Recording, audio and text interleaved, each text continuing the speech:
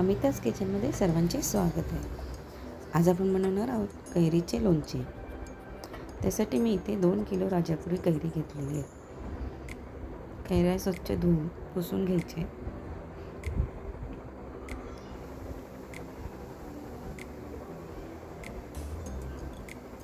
व्यवस्थित पुसून घ्यायचे आहेत आपण कपड्याने.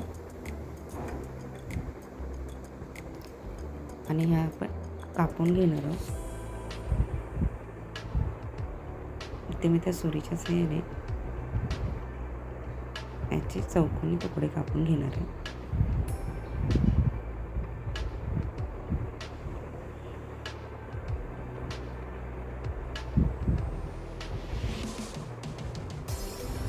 आपण या बाजारातूनही कापून आणू शकता.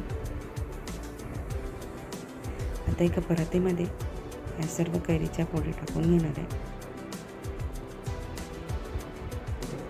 त्यामध्ये मी 1 ते 1.5 चमचा हळद, 1 ते 1.5 चमचा मीठ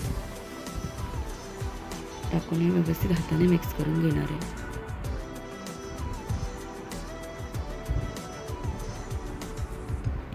हे आता मिक्स केलेलं जे मिश्रण आहे कैरीच्या फोडी ते आपण 2 तासासाठी ठेवून देणार आहे. 2 तासासाठी नंतर यातलं पाणी काढून टाकायचं आणि ह्या सुकून घ्यायचे.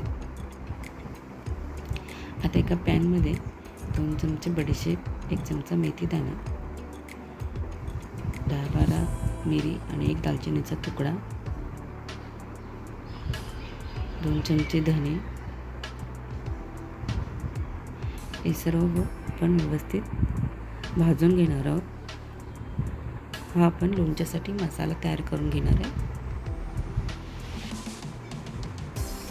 हा मसाला भाजून झाला की थोडा थंड झाला की मिक्सरला बारीक वाटून घ्यायचा आहे. वाटताना ह्यामध्ये 1 छोटा चमचा हिंग,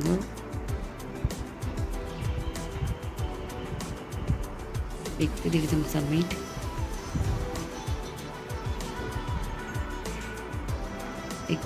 1 छोटा चमचा हळद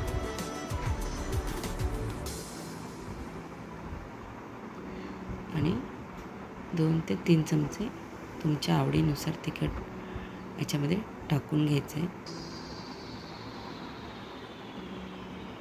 आणि हे सर्व व्यवस्थित मिक्सरला फिरून हा लोणच्यासाठी असा मसाला तयार करून ठेवायचा आहे.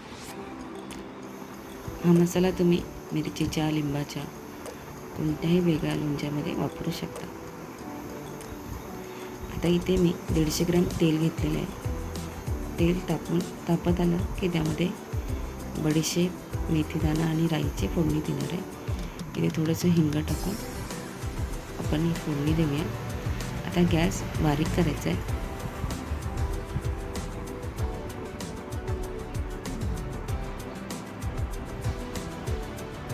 ह्यामध्ये मी 2 चमचे लाल तिखट टाकून घेणार आहे आणि ही फोडणी बनवून साईडला ठेवून द्यायची. गॅस बंद करून टाकूया. ही फोडणी थंड होण्यासाठी ठेवून द्यायची.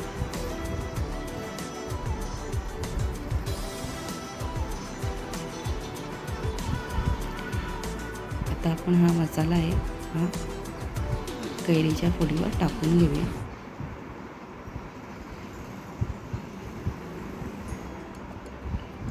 आपल्या कैऱ्या व्यवस्थित सुकलेल्या आहेत पंख्याखाली. आता हा मसाला आपण व्यवस्थित ह्याला लावून घेणार आहोत.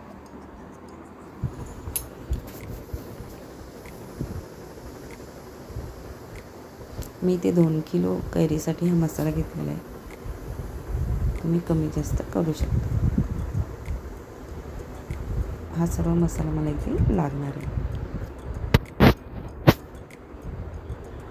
अशा प्रकारे व्यवस्थित आपण हे लावून घेऊया.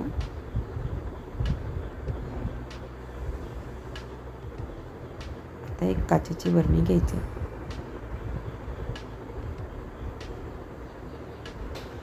यामध्ये आपण जी फोडणी तयार केली ती काढून घेऊया. यामध्ये मी 100 ग्रॅम मोहरीची डाळ ही पॅनवर भाजून घेतलेली आहे 1 ते 2 सेकंदासाठी. ते आपण टाकून हे मिक्स करून घ्यायचं व्यवस्थित. आणि हे तेल आपण लोणच्यामध्ये टाकणार आहे.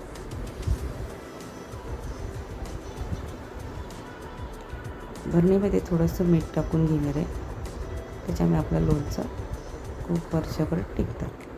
आता हे सगळ्या ज्या फोडी आहेत त्या बरणीमध्ये टाकून घेऊ. बरणी स्वच्छ धुवून पुसून घ्यायची आणि मगच त्याच्यामध्ये हे लोणच्याच्या फोडी टाकून घेणार आहोत. आता हे लोणच्याच्या फोडी टाकून घेतलेल्या आहेत. आता जी आपण फोडणी तयार केली आहे, तेल तयार केलं आहे लोणच्यासाठी, त्यामध्ये टाकून घ्यायचं आहे व्यवस्थित.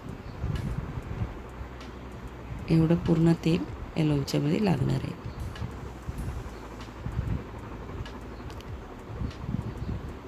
आता आपण चमच्याने व्यवस्थित ढवळून घेऊया.